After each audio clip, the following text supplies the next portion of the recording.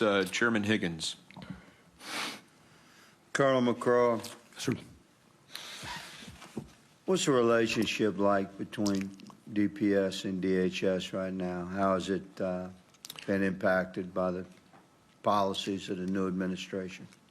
And we don't let the policies of an administration impact our relationships with our partners, bottom line. It's too many law enforcement officers in Texas, 70,000, local and state. And so we work well with our federal partners. We integrate operations. It's Texas. We get along with each other.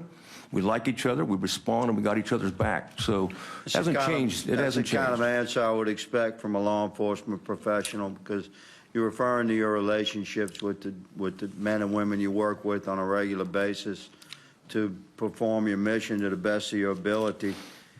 The current administration, as every executive administration in the United States, has a constitutional responsibility to secure the international borders, to help our sovereign states maintain operational control with the Mexican border is absolutely a constitutional requirement.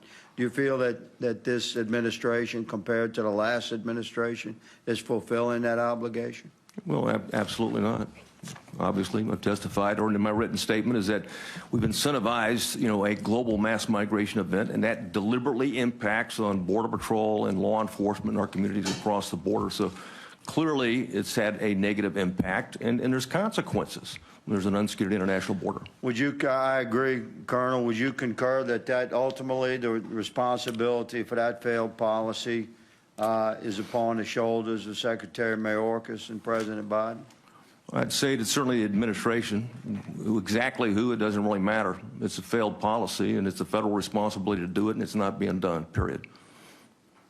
Well, I would say that it falls upon the shoulders of Secretary Mayorkas as the executive that allegedly has the background and the knowledge to perform according to the instructions of the President of the United States.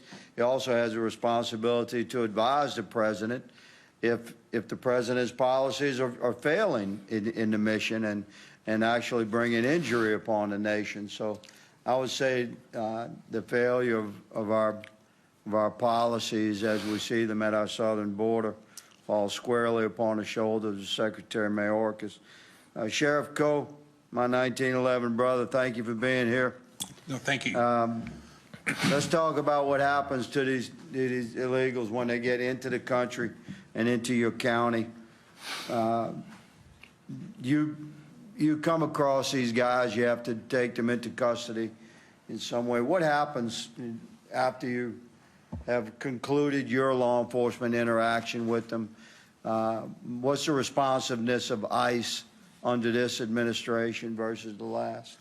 Well, if my deputies come across them, say, on somebody's property, we file charges on them for criminal trespass. DPS and the governor was very gracious, giving us a $2.5 million grant to assist with the prosecution and hire people so that we can get this done. Same thing if we catch a human smuggler. We file charges on them on everything that we can stack on them, and it's been very successful.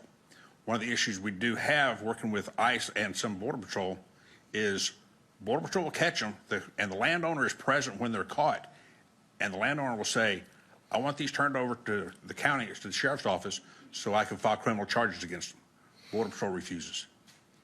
If we have, if we catch an illegal alien and for whatever reason we cannot prosecute them because we don't have bed space for a female or they're underage, whatever the case may be, we have problems having ICE to come pick them up. They say, no, it doesn't meet our status, so we need to kick them down. So, Sheriff, the state charges, if you're able to prosecute under state charges for, say, criminal trespass, you conclude that adjudication at some point. They're still illegal within the country. Has the federal government put you in a position to illegally release aliens within the country? Several times I've tried. I'll give you an example. We had an accident. There were 3 that had very minor injuries. They refused to go to the hospital. EMS cleared them. I called Border Patrol to come pick them up. They said, no, because they've been in an accident, we will not take them. ICE refused to take them. They wanted me to kick them down the road. Took it upon myself. We took them back to the international border. We took them to the port of entry and sent them home. That's what a good sheriff would do. Thank you for your testimony, gentlemen.